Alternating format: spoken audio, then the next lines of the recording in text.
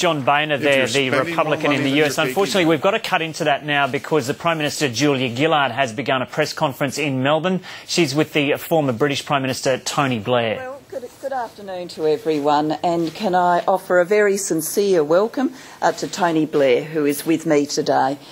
Tony is here to speak to Australians in various ways. He will be on a speaking tour, but we've had the opportunity today to spend some time together talking about events around our world which matter so much for Australia. I've enjoyed our discussions which have included talking about climate change and how the world is acting to cut carbon pollution.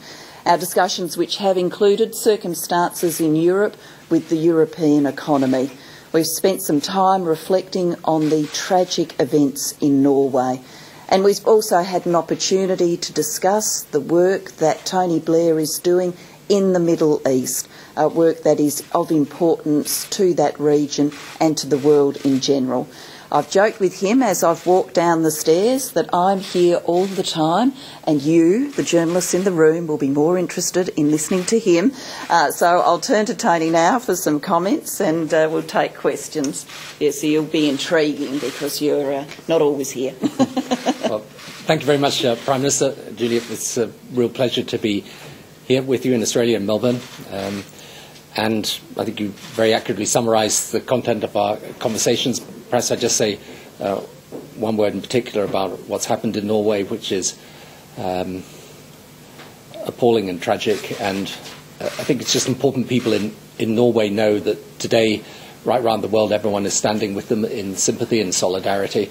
Norway is a wonderful country. It's a country with a beautiful and deep spirit to it. And I think the way that it's come together over these past couple of days has also indicated the underlying strength of the country and the essence of that spirit. So I echo fully the sentiments the Prime Minister has given in our standing with the people of Norway at this point. And as for everything else, yeah, ask away. Is that the right thing? I'm a bit out of practice with Prime Minister press conferences, but anyway. Mr. Blair, on the hacking scandal in the UK, do you think the Murdochs themselves should be held responsible for what's happened there? Look, I think that there's going to be several inquiries that are underway in the UK now. I think all of these issues are going to be gone into in depth, which they should. Obviously, what happened in relation to the hacking was pretty despicable in what happened there. But as I think both the Murdochs said when they went to the Select Committee in the House of Commons, they take responsibility for that, and it's important that we now get to the bottom of what has happened and work out a right way of trying to get these relationships on a sound footing for the future. Have you got any assurance that you weren't hacked? Your Chancellor looks like he was. But when I was Prime Minister of the UK, I never had a mobile phone, which nowadays I think was a real advantage for me. So I've never thought that it's possible that I would be, but I honestly have no idea. How much trouble do you think Mr Cameron is in on this matter? And you're one of several British Prime Ministers who have been close to the Murdoch press and seen as being close to the Murdochs. Is there an element for you of there, but for the grace of God, go I? Something like this didn't blow up on your watch? I think I feel that more generally about positions of Prime Ministers. Anyone who's been in the position of Prime Minister knows that these things always come to you when you're in the job. But, I honestly don't know. I've not really got anything to comment on it. Could I ask another Murdoch-related question? Did you require Mr Murdoch to enter Downing Street by the front door or the back door? I honestly remember on... The second question is... do you agree with Mr Cameron that political leaders should keep media proprietors at arm's length? And the third question is, what advice would you have for Ms Gillard about her relations with media proprietors? Well, on that, and front doors and back doors, anything you've got to say. Or any door. No, I think I'll leave that to her. Let's be honest about it. The problem is when you're a political leader, never mind a Prime Minister, you get your message across. You have to get your message across through you guys. So whatever I say today, the whole of the public's not going to be watching every word I say. What happens is you will write about it, or you'll put it on your television, and therefore of course it's going to matter to have relationships with people in the media. But I think one thing that is very important is to try and get those relationships right, in the sense that, you know, the media is an important part of our democracy. On the other hand, governments should govern for the public interest. And I think it's sensible, therefore, that in the light of what's happened in the UK, at least, we look at that and how we can put it on a better footing. But for most politicians, I think the key thing is the distinction between news and comment. You know, and if you have that distinction clear, then it's easier for you to have a relationship that is acceptable with the media people, because they're powerful people within society, but in circumstances where you don't feel that those media outlets are going to be used as instruments of policy, but they're essentially remain instruments of news. Mr. Blair, on a different topic, yesterday Australia signed a deal to send 800 asylum seekers to Malaysia. What do you make of our asylum seeker solution? I really think, look, I had enough problems with these types of issues when I was British Prime Minister in Britain. I think I'll leave that one for the Prime Minister. Thank you. Did you talk about the carbon tax during your conversations with Ms Gillard today, and what do you make on Australia introducing a tax on carbon? You know, again, let me say right from the outset that these are decisions for Australians and for Australian people, for the Australian government, and not for me. But obviously I have experience of these types of issues because we have a European emissions trading system. Around the world right now, people are moving towards a low-carbon economy as the future. I mean, that's what's happening. And, you know, the only way you do that in the end is you put some sort of price on carbon. So, you know, I think that's, obviously I had to deal with these situations when I was Prime Minister. I was there when we created the European emissions trading system. These things are always tough to begin with. But the central decision that you have to make is, you know, are you going over time to move to an economy that is less dependent on carbon? If you are, then you usually set a target. Right? Around the world, people have set targets, and you've got one here. So 2020, it's going to be 5% less than the year 2000. That's right. Right, and that's over business as usual as well. Is it 20% or thereabouts? Yeah, 23. Rise. So you inevitably are going to be in a situation, therefore, where you're going to have to adjust and change your economy. So that's what we're doing in Europe, California, right around different parts of the world. It's what even China's doing, and it's new 5-year plan. So you then have to choose your policy solutions. I say that's a matter for you, but I think around the world right now there is a sense that it is intelligent to try and move away from an overdependence on carbon. Are you surprised the actions of News Corporation rather as despicable? Do you think it's right? Do you think it would be better for the company if Rupert Murdoch was to step aside in his dual roles? Yeah, I mean, look, I think everyone agrees that the hacking of that poor girl's phone was despicable. I don't think there's anybody who would dispute that, including the Murdochs, by the way. But what happens to News International is a matter for them. Are you surprised that there's still a debate in this country over the science of climate change, since that's been settled in Europe seemingly?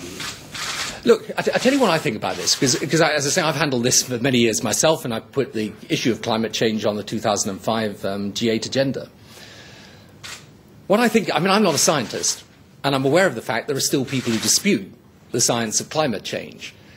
All I know is that both of my chief scientific advisors told me when I was in government that their view was, the overwhelming probability was, that the changes in climate were man-made and that we should act. Now, my view very simply was, in circumstances where that's being said to me and to other heads of government, it would be irresponsible of me simply to sit there and say, well, I've got a hunch you're all wrong, because I'm not qualified to say that.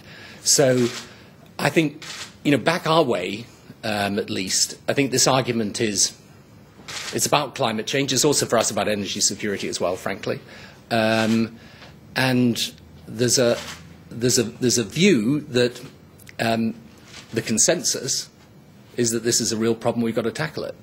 So how you tackle it, as I say, you can debate that. But I would say, if anything, in the world today, and this is despite Copenhagen not resulting in agreements and so on, there's a pretty clear move worldwide to shift away from dependence on carbon. Now, that I think that's the future. And for us, therefore, in Europe particularly, we're putting a lot of effort into developing clean technology industries for the future. I mean, what is interesting in a place like California now is, I would say, there's a paradigm shift going on from information technology to clean and green technology as the new wave of innovation for the future. And all of this I actually find immensely exciting. So I think it's got tremendous potential. Now, whenever you then embark on the policy process that brings about these changes, I mean, it's tough. I mean, I remember when we introduced the climate change levy in the UK and then the emissions trading system, and both were very difficult and very fraught whilst we were doing them. But I think today probably there would be a consensus around it. So you're not necessarily surprised that the Prime Minister's poll ratings and the government's poll ratings are suffering while trying to introduce this change? Look, my experience of politics is that, you know, if you try to take difficult decisions, you always end up causing yourself a certain amount of problems. But that's what you're there for. And the question is, look, as I say, this is a decision for you guys and not for me. But the question is, what's the right position to have for the future? Do you have a view on whether News should be able to buy that remaining stake in B-Sky B? You're sort of pretty keen on this subject, yeah? I mean, I know, but I think I've said all I've got to say on it, really. Yeah. Do you have any advice for Prime Minister Gillard in terms of selling carbon-friendly policies? No, and one of the things, by the way, I've discovered since leaving office is how much easier it is to give advice than to take the decision. So all I ever do when I'm with a Prime Minister is express my respect and solidarity for the fact they're doing the job, because I know how tough it is. But no, look, this is these debates are big debates. You know, but what I always think about a country is if your politics is about big debates, I mean, that's a plus in a way. And by the way, if you were in Europe right now, in any country in Europe or in the US, we would be having a debate that you're not having here.